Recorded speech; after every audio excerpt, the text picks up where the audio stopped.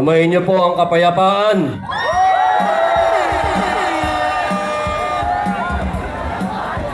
Ako po ay umaapaw po ang kaligayahan ko sapagkat ako po ay nakarating dito. Napakarami pong balakid. Muntik pa akong hindi pinapasok. Alhamdulillah, praise God, nandito na po ako sa stage.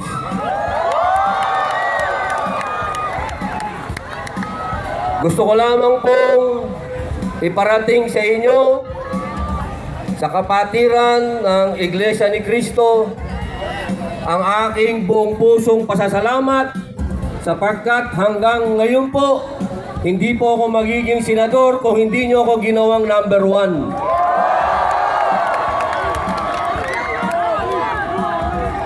Kahapon, gustong-gusto ko na pong pumunta. Pero may mga balakid kahapon. Hanggang pinapunta ko po yung aking mahal na asawa. Hindi pa rin siya nakapagsalita. Pero ngayon, nasa akin na ang entablado.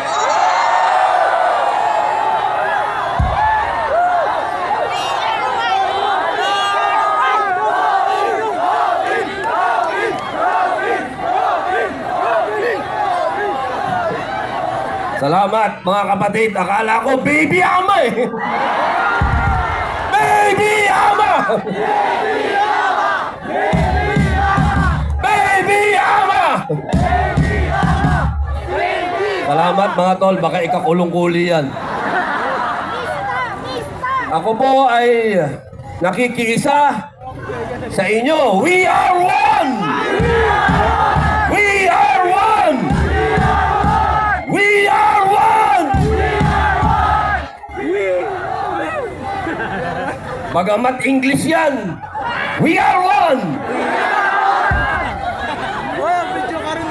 Sigurado ako yung mga basher ko sasabihin yan, hindi naman yan naiintindihan yung we are one. Alam niyo po, wala pa po akong nakilalang isang disenteng tao na katulad ni Caro Dante Marcoleta. Yan ho ang isang senador na napaka-humble.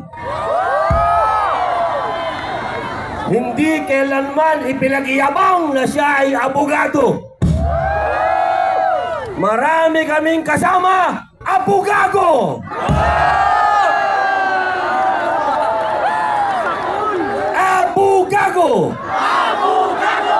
Abogado!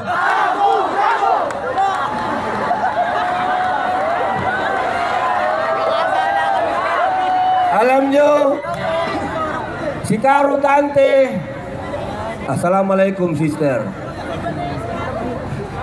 Si Caro Dante kapag nagpapaliwanag ng batas, naiintindihan ng lahat. Kaya pinipilit siyang pigilan. Papayag ba tayong pigilan si Caro Dante? Kami pong lahat sa minority ay iniisa-isa na. Kaninang umaga, pagbukas ko ng aking social media, nakalagay doon, kakasuhan na raw ako. Sabi nila, pinatakas ko daw si Bato. Maniniwala ba kayong pinatakas ko si Bato? Pabili.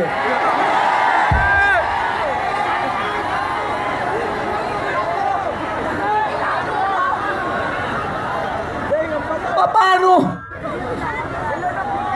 Pilipinas to, tapos ang warrant of arrest galing dayuhan. Pambihira.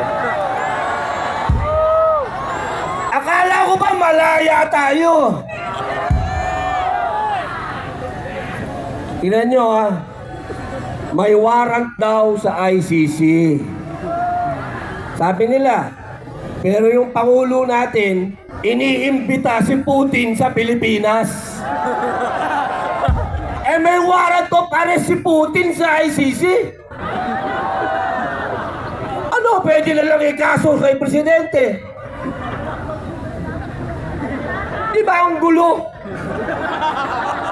Magulo na nga eh. Ang gulo nyo!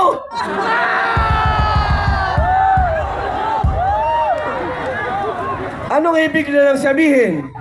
Pag dumating dito si Vladimir Putin, isusurrender nyo rin? Oh!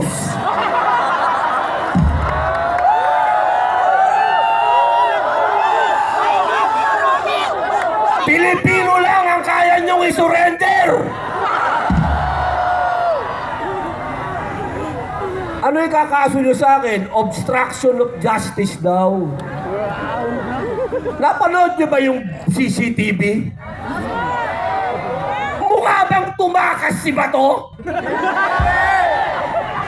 Pambira, naglalakad kami, sumakay kami ng kotse, lumabas kami. Libo ang pulis, walang humuli sa amin. Paano takas yun?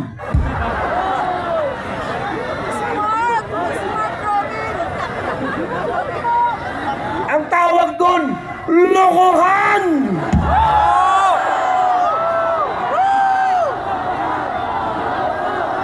Lokohan! Lokohan! Lokohan! Ay, lokohan! Lokohan! Lokohan! Alam nyo mga kapatid, nakakalungkot ang sitwasyon ng bayan natin. Kaya ang buong sambayanang Pilipino ay nagpapasalamat sa Iglesia ni Cristo sapagkat hindi kayo nakakalimot sa pagmamahal nyo sa bayan. Patuloy ang panggigising ninyo.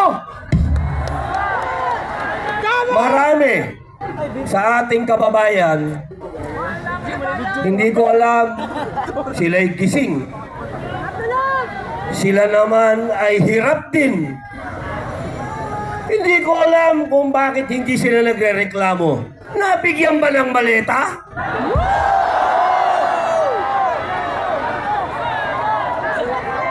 Ang dami nating mga politiko na dati ay matatapang. Matatapang sila. Pero nakalimutan nila to. Nasaan na to? Nasaan? Ah!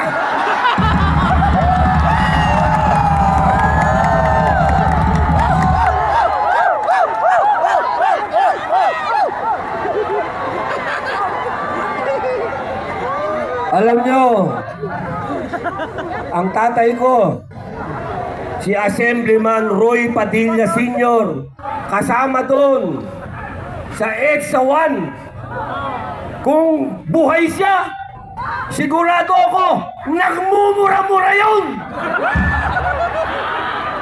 Bawal magmura dito kasi baka matadyakan ako palabas. Pero sigurado ako, masamang loob ng tatay ko. Dahil ibinigay niya ang buhay niya sa bayan. Ang tatay ko po'y binaril.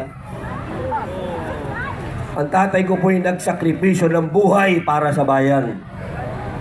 Kung makikita niya ngayon ang nangyayari sa bayan natin, na nagtutulog-tulugan yung mga politiko na dapat ay tumitindig, baka lumuluha na ng dugo yung tatay ko ngayon. Kaming mga anak niya na nawalan ng tatay dahil sa pagmamahal niya sa bayan niya, ngayon gusto kong tanungin yung tatay ko, tama ba yung ginawa mo pa? Iniwan mo kami nang dahil sa bayan at yung mga kasama mo na mga nakaupo ngayon, iniwan tayo sa ere.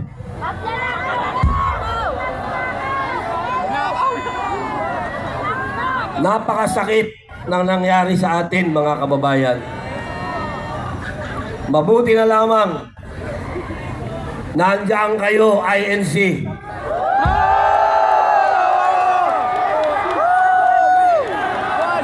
We are one! We are one! We are one! We are one! We are one! We are one! May isang punto na lang. Kasi alam ko, tapos na tayo eh. Buti nakahabol ako. Ito, pakiusap po. Hindi sa inyo, dahil alam ko, hindi nyo kami iiwan eh. Gagamitin ko na lang itong oras na to para makiusap sa mga kababayan nating hindi naman nadalan ng maleta, pero nagtutulog-tulugan. Iniisa-isa na po kami. Hindi po magtatagal, masushoot na naman ako. Ang katanungan na lang ngayon, kung ako bo'y isushoot dito o ipadadala ako sa Hague.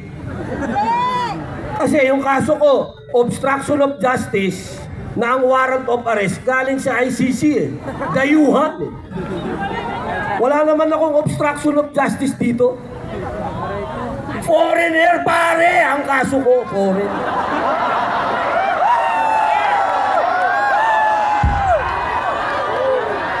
Isang malaking karangalan na rin. At least, di ba? Nandito tayo sa liwasang Bonifacio, gumanap akong Bonifacio, at ang kalaban ko, dayuhan!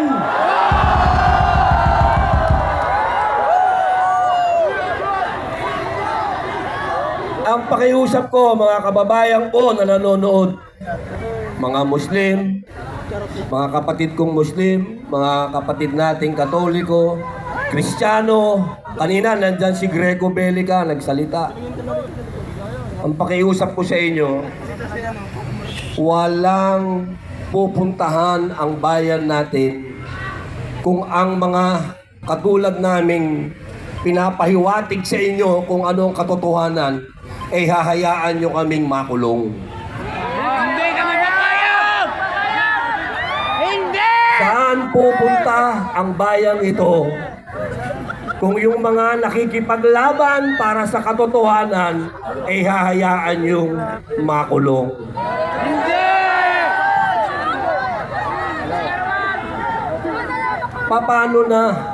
Paano na ang bayang ito?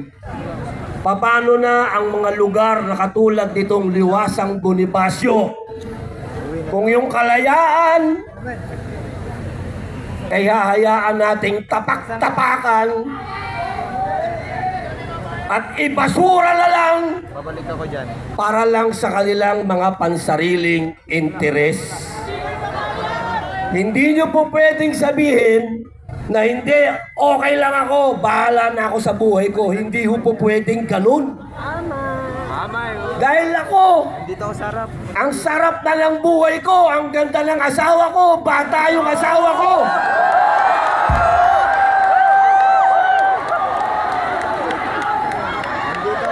Pwede naman ako mag-artista, ang daming leading lady.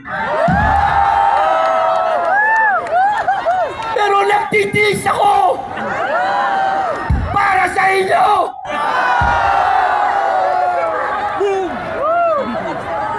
Kaya sana mga kababayan ko, huwag tayong maging makasarili. Tama! Tingnan natin kung ano ang ginagawa ng Iglesia ni Cristo. Isang tabi niyo yung religion kasi. We are one! We are one! We are one! We are one! We are one! We are one! We are one! At tingnan ninyo yung mga muka ng mga namumuno sa inyo.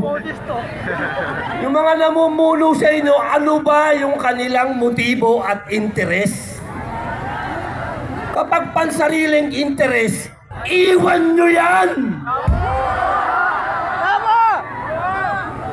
Ang laki na ho ng utang natin. Ang sabi nila, kanina nakikinig ako, ang sinasabi lang ng ating kapatid, buwis lang. buwis. Ang binabayad niyong buwis, ang binabayad kong buwis. Totoo yun. Napupunta sa wala. Pero mas nakakainsulto dahil nung inuutang natin na dapat mapunta sa pag-unlad natin, nauuwi rin sa Wala! ang bawat Pilipino. Tandaan ninyo, may utang. Pati magiging apo ninyo. May utang ka so ah. May utang. Papayag ba kayo na ganyan na lang ang buhay ninyo? Hindi! Yung mga nagsasabing sila daw ay makabayan. Huwag kayong magmumura, bawal yan. Makabayan daw sila. Pero bakit meron silang tinatawag na exit plan? Yan ang talungin ninyo sa bawat isa, mga mahal kong kababayang Pilipino. Ikaw, may exit plan ka ba? Bakit yung mga namumuno sa atin may exit plan? Ibig sabihin, wala silang plano para sa atin.